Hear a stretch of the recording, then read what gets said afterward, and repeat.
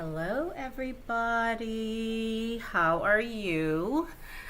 So I am back today. I wanted to do two videos, and I probably will, but I'll probably record the next one and then upload it. But enjoy myself. You asked that I do a video. Hold on one second. And I'm sorry about that. I had another thing on. So I'm doing it on parenting, which is really appropriate because yesterday evening, my daughter texted me and she asked if I wanted to go to brunch today, and I was like, this is perfect.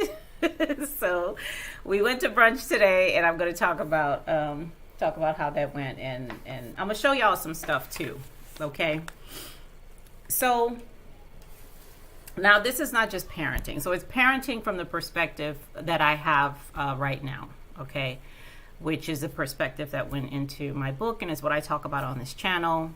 And it's non-belief, non-duality, secularism, whatever the hell, okay? It's different than, than what I was believing as a Christian. So I have 4 children, okay? 4 kids. Let me show you my babies right here. Here are my babies. So I have my 2 oldest are in their 20s, okay? You see on the left there, Jarrett, and then Naomi, and then Paul and Daniel are my little ones down there in the corner on the left-hand side. And then Omi is here with me in the state of Virginia. So, we have more pictures together. So, I have 4 kids, and when I had them really young. My son, I had him when I was 21. Okay, so I started, well, not as early as some, but I started pretty early.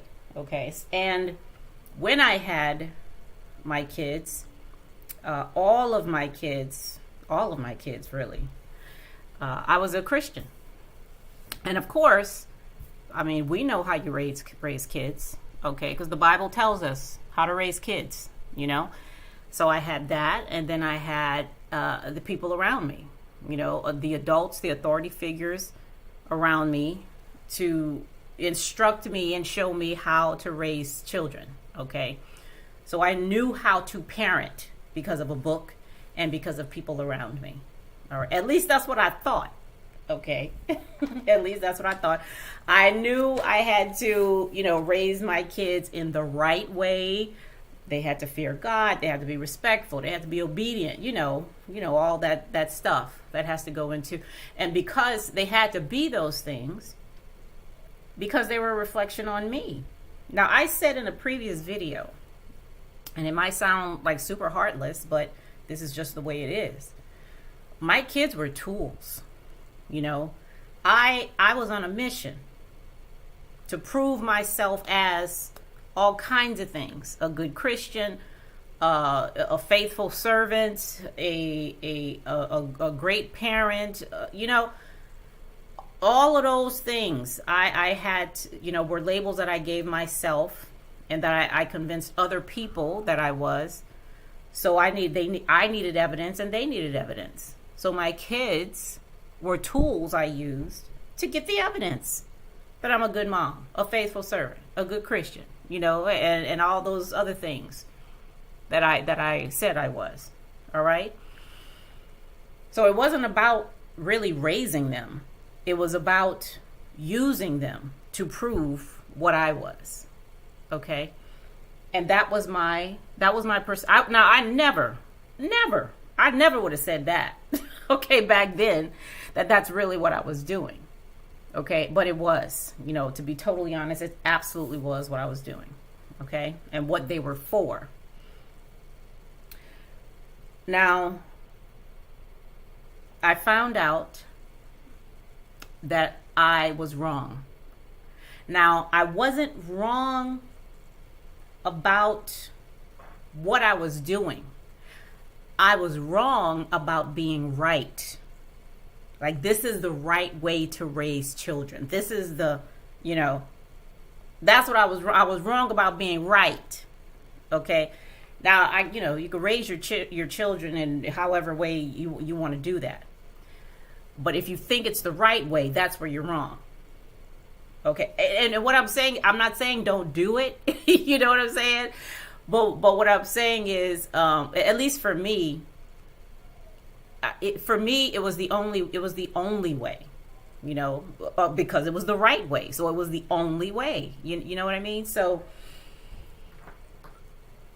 let me show you. So something that I went back through my Facebook posts, because I know that I wrote something some years ago on Mother's Day. Somebody asked me to write something for Mother's Day.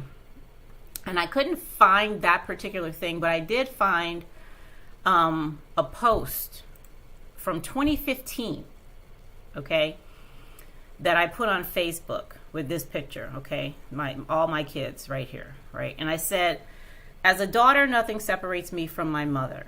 Even if I don't believe she's my mother, she is still my mother. My unbelief does not separate me from her, and my belief does not bring me any closer to her. Likewise, nothing my daughter does will ever separate her from me. Once born, there's no way she will ever not be my daughter. Even death cannot sever that tie, much less the passing of time or laws written in a book, no matter who the authority is. If you are a mother, father, son, or daughter reading this, then you know exactly what I'm talking about. There's nothing wrong with the tie between me and my children. It's there, pristine, clean, and unbreakable. Rebirth is nuts. Reborn for what? There is nothing they can do to break that pristine tie. That tie is eternal, with no beginning and no end. Nothing is amiss, nothing is wrong. It's all good. How is that possible? I have no idea, but I'm going to leave that eternal tie alone because that's none of my business. Okay, and again, this was in 2015. Now, this is when I was first, you know, I had already written and published Firing God. Okay, and now I'm like, I'm growing into something. Okay, I'm starting to see things differently, and things are just different. Okay, I'm seeing things I never saw before. I'm asking questions I never asked before, and I'm growing. I'm growing into other possibilities. Okay, so today I told you I went to brunch with my daughter, the one in the picture right there. She's 22. She's 22 now. And she's doing really well. You know, she's starting school. She's about to move out of the state. She's been working for a long time. She has her own car. And, you know, she's going to be getting married like at the end of the year. You know, she's doing well. And so we're at brunch, you know, and we're just talking about all that. Okay, she's telling me what her plans are. I'm telling her the stuff that I'm doing and what I'm attempting to do with my work and my channels and, you know, and all that. So before we left, the restaurant, I told her, I said, you know what? I said I'm 47 years old. Okay, and because we were talking about, you know, plans that she had to do things. I said, I'm 47 years old, and I sometimes go to sleep, like right before I'm going to sleep at night. I have a really poignant sense of inadequacy. Like I don't know what I'm doing. And I'm 47. Like I have a job, you know, I have goals and I have all that stuff, but I still feel like I don't know what I'm doing. Like I told her, I said, it's not like the GPS, where the GPS, you have a goal. The GPS tells you to get to that goal, you need to now turn right. Okay, you need to turn left. You need to go straight. You need to stop at this light. You need to, you know, pass this. Whatever. I was like, it's not like that. It's not like that. I don't care how many plans I make. Okay, I was like, I still feel like I don't know what I'm doing. And she said, Mom, I am so glad you said that. She said, I'm so glad you said that. I feel the same way, you know. And she was like, you know, life just be lifing, you know. And I was like, and she said, I guess it's just, you know, day by day, you know. And it really is, because I Now again, this is a really vulnerable, that's a really vulnerable thing to say, to say, I don't know what I'm doing, when it comes to parenting. And I told her, I said, your two little brothers, they have no idea, that mommy doesn't know what she's doing, but what I see, with this new perspective and my ability to ask questions where there shouldn't be any. Okay, there shouldn't be any questions at all. But I have them, and I have questions and no answers. How's that? Okay, questions and no answers. And it may seem precarious and like I'm just in a space of uncertainty, and I am. However, it's not as scary to me as it would have been. I don't have to have an answer. I don't have to, like I did before. I have to know what I need to do in this situation and what a good mom does versus a bad mother, and what, there's no neuroticism around all of that like there was before, because I couldn't make a mistake before, and if my children chose to do something that wasn't aligned with what I felt I taught them to do, how crazy is that? Then that was a reflection on me, and, a whole bunch of stuff comes from that. Negative things, come from that. And you see that a lot, especially with people who, and it's like, we want to be the best parents we can be, we want to do that, and, but many of us just, let me show you this right here to say this right here. This is something that, I think it was somebody posted something on Facebook, but I love this. When you're a kid, you don't realize you're also watching your parents grow up. We are not done yet. From this perspective that I have right now, it's okay. I can admit this, just like I did today. When I said I don't know what the hell I'm doing, I can absolutely admit that, yeah, I'm still growing too. And the thing about it, and I've actually told my two boys this, because I told y'all that I homeschool them, right? So we talk about various things. And I told them this. I said, just because mommy's older than you, that doesn't mean I know more than you do. Now what I mean by that is, yes, I've been here longer. I know, I know how to drive because I've had time to study the laws and, drivers like that kind of, I'm not talking about that kind of stuff. I'm talking about what it means to be human, or what it means to be here. I have no more knowledge about that than they do. And I'm just as open. Now they're 12 and 13. And I'm just as open with them as I was with my 22-year-old today. When I said that, there's no shame in my game anymore. I don't have to be, I don't know, like pretend like I can't be hurt, or pretend like I do everything right as a parent, I'm not doing that anymore. I'm totally not doing that anymore. And I am, listen, I'm the first one, to say that, to talk about the mistakes that I've made, and the choices that I've made, where at the time I felt like, okay, this is the best choice, but it turned out, but how the hell are you going to know that? You know what I mean?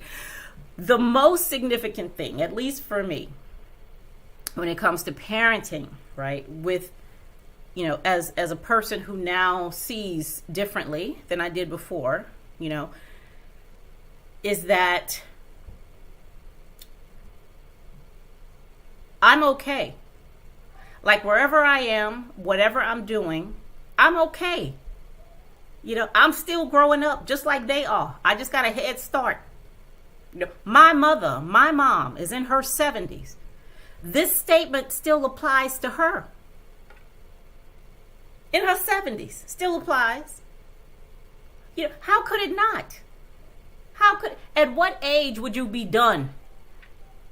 Done growing up. I'm finished. Like what age? When does that happen? I don't think it does. I don't think it happens. I don't. You're constantly. It's like those let me see. I think I have a picture right here for something else. Where is that? These dolls. What you call it? Kabuki dolls or something like that. But they come, out of and you're just constantly, the longer you're here, you're just constantly growing and growing. But let me tell you something. As I was looking through those posts from years ago, I found another one, and it's really interesting. And I have a question in here that now I'm wondering about that. So let me show you what I'm talking about. 2016 is when I posted this. So I wrote a post called Converting Christ, okay, where I asked, did Jesus believe in God? And then I said to think about it. Have you ever been asked if you believe in your mother and father? Because God is the Father, right? That's what I was taught. Okay, that he's the Father of everybody and all that. But why, if he's the Father of everybody, why are we asking, do you believe? I mean, have you ever been asked if you believe in your mom and dad? Ever? No. No. Believe in as meaning, do they exist? No, you've never been asked. Nobody, who's going to ask you a question like that? Because it's a universal truth that if you're a human animal on this planet, you came from two other human animals. Okay? So that's what I was writing right here. And what I was at this time, what I was attempting to get across was, if he's so real, why the hell are we going around asking, do you believe? Nobody asked that for something that's real for everybody. Nobody asked that question. You know what I mean? So which was my point here, okay? And I say here, nobody will ask if you believe in your mom, but worlds, kingdoms, empires, and governments have been built and destroyed over belief in God. Why? Because belief is proof of doubt. Belief is proof of doubt. Okay? That's the evidence you have right there that you doubt, because you believe. All right? The more you believe, the less you know. It's a lot of perspective, a point of view. I told someone yesterday that God is real, but this is when I first started to say God is real, but belief in God is not. Keep believing if you want to, and and I had a picture of Bobby Brown under there. But now, so I'm looking at this now, right? And and I still stand by this. But now I'm asking, okay, I would never ask somebody, do you believe in the existence of your mother and father? Because that just seems like a ridiculous question. But why can't I ask the question? Now I'm wondering, okay, why can't I ask that question? Just ask the question. So I have. I'm asking the question, not to get an answer, but just to see what happens. Because as I wrote here, you will never, ever hear that question asked, ever. This is probably the first time you're hearing it now, because nobody has ever asked you this, ever. I know they haven't. Okay? But now I'm asking. Okay? I'm asking myself, all right? Do I believe? You know what I'm saying? So, and it's like when I talked about that book with the gorilla. What was the name of that book we were talking about over here? Ooh, girl, I did the review. Y'all know what I'm talking about. So I asked in that, Let me see here.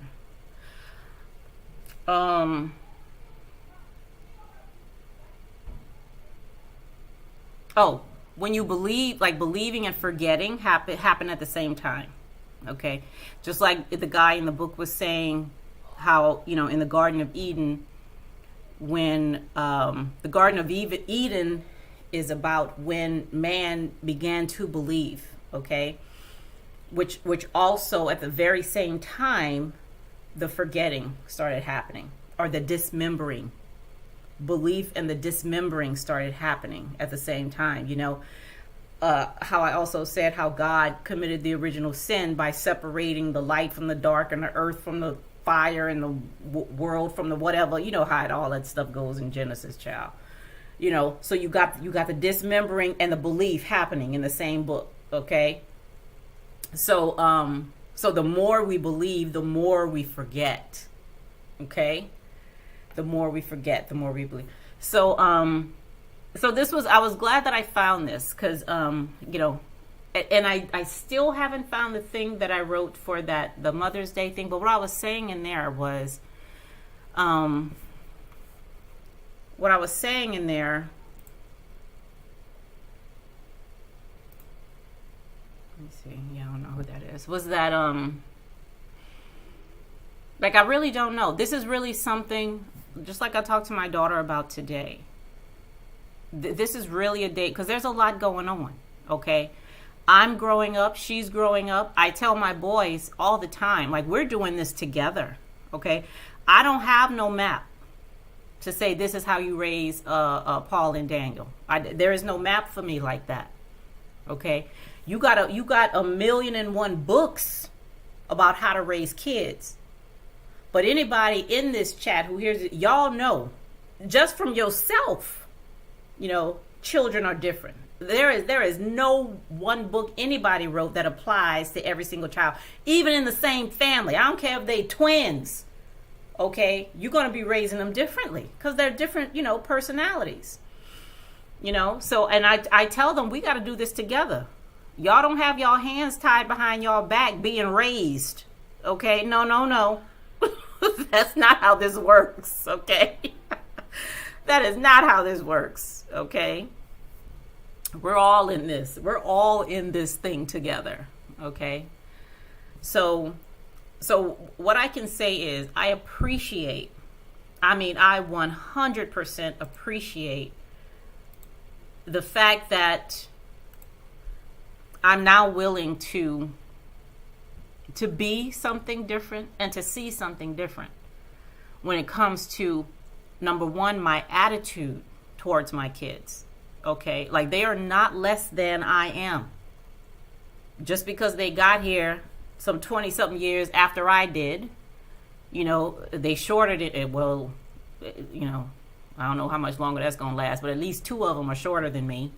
Okay, I have a degree and they don't. You know, but that does it. Whatever I have compared to what they have does not make them less than. That applies to me and anybody else out in the world. Okay, that is a statement. That's a perspective that I did not have before. Okay, as a Christian, as you know, a mother, as a whatever I was before I came upon this perspective. Before I became willing to see and question. Okay, that was not a perspective I have. Back then, I was better. I was more, I was smarter, I was all that. Okay, but that I see the reality. That was a lie. I see the reality. Okay, because that was a lie back then. You know, that is not the case now. All right, which now allow. Let me tell you what that allows. Okay. That allows me to get out of their way. That allows me to get out of their way so they could do what they know to do. You know, I say the same thing when it comes to the instructors that I talk to who train people. I said the best thing you can do as an instructor is get the hell out of the way of the learning. Okay, move. Because I said it's like when babies learn to walk. Where are you when babies learn to walk? You might be nearby, or to make sure stuff is out of the way. You get the ball, the corners of the tables and all that. You move that because you know they're going to fall. Like, you know this. You know this. So your job is to get stuff out of the way that they're going to fall, but so they don't crack their heads on something and hurt themselves. You know what I mean? But you're not up there with putting their feet on your feet and walking like that. That's not how people learn to walk. You didn't learn to walk like that. So it's the same way. It's the same way when it comes to raising kids. The way the kids learn to walk, that's the same way all that stuff happens. You have to move, okay? Yeah, where you have the ability to get that, put some tape on or the bumpers on the corner so, they don't hit their head and hurt themselves too much as they're falling. Because they're going to fall, right? You don't put a net under them and stop them from falling, okay? That's going to happen, okay? But you get out of the way so it can happen and so they can learn and get back up, which they naturally do, which you naturally did when you were learning how to walk. That's, for me, in this new perspective, that's my role. My role is to get the hell out of the way. That's my role, okay? That is my role, And of course, I support my kids, and I do, when, just like today, she wanted to just go out and chat and have brunch, and, we did that. And it was lovely, and I appreciate that, I really do. But I told my kids, my two oldest, I said, I am not here in this world to be your mother. Okay. I said that's just something that happened. Okay. But my purpose is not to bring up kids. Okay. Like, you know what I'm saying? Cause like that quote is that I just had up here. I'm growing up too. I told them, I was like, I have goals. I have things I want to do. And I'm not one of those people who, at least not anymore. I was before, because I just told y'all, they were tools. My kids were tools to prove to me and other people that I was a good this, a great that, and, and all those things, okay? That was before, but not anymore. Which frees me up, Getting out of their way frees me up to continue to grow up, okay, to continue to explore and continue to ask questions and and all that, and if when they fall down, okay, and make a mistake in who they choose to be with or not be with, or where they choose to work or live, or whatever the case, okay, whatever the case, they can do that. And I don't see that as a reflection on my goodness or my being a good or horrible mother or whatever. You know what I mean?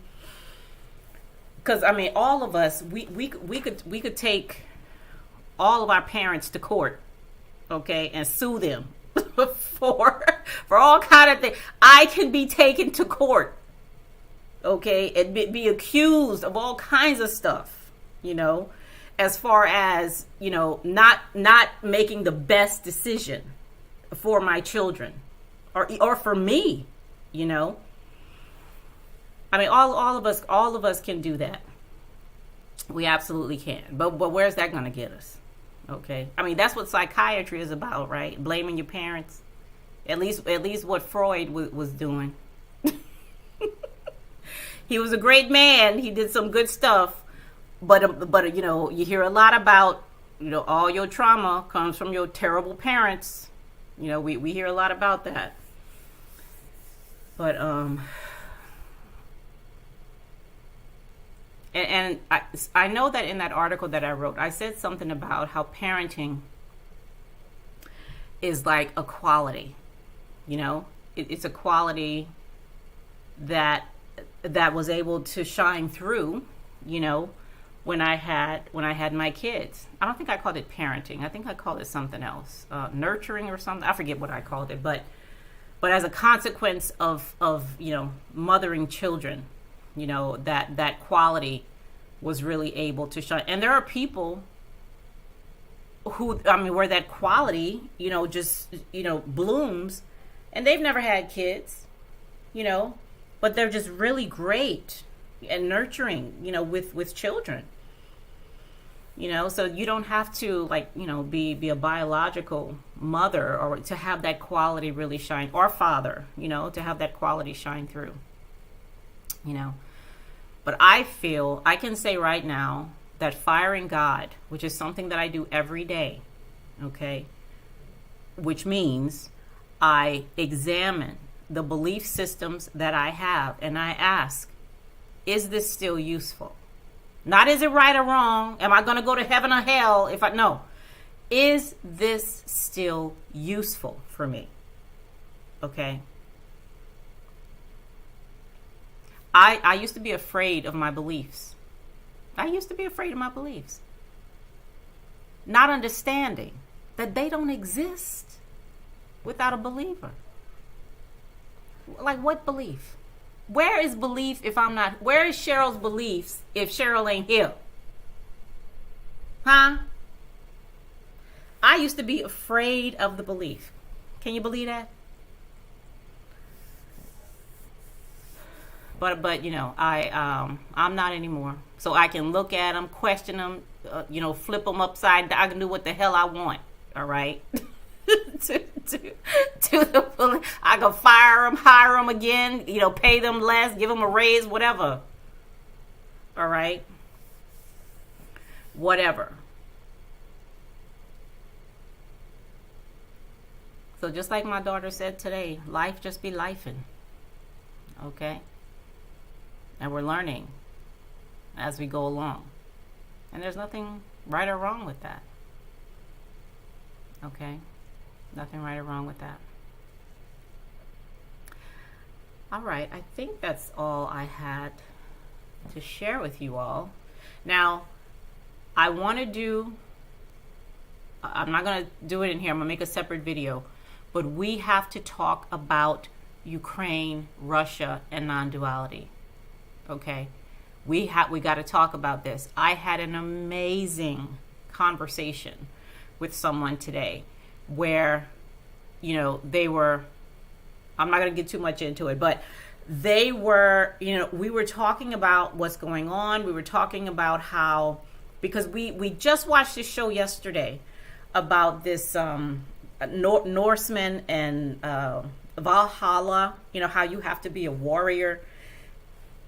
You have to die during a war to go to Valhalla and all that and stuff, and what that means. And all of that came out today, you know, when we were talking about it. And it was just so exciting. But I don't want to mix up, you know, these two. So I'm gonna prepare it, and I'm definitely gonna come back tomorrow, and we're gonna talk about this tomorrow. We're gonna talk about it because also I looked at some of while I was scrolling through Facebook, I found some stuff that I wrote in there about Byron Katie and her work, and something that she did with this lady regarding racism that like really pissed me off, you know. And I looked at it. This was years ago. This was like like where I showed this stuff, like 2015, you know. So I looked at it again today, you know, and I was pissed off back then. I really was, but it was different when I looked at it again today. Okay, and I want to tell y'all why. You know, it was very interesting, and I was surprised to see that it was different because I was able to see something that I didn't see back then. But we're going to talk about that. We're going to bring that all around. Okay, so thank y'all for being here. I really appreciate you, and I'm going to be back here with you all tomorrow. Okay, so have a great evening. And I'll talk to you later. Bye.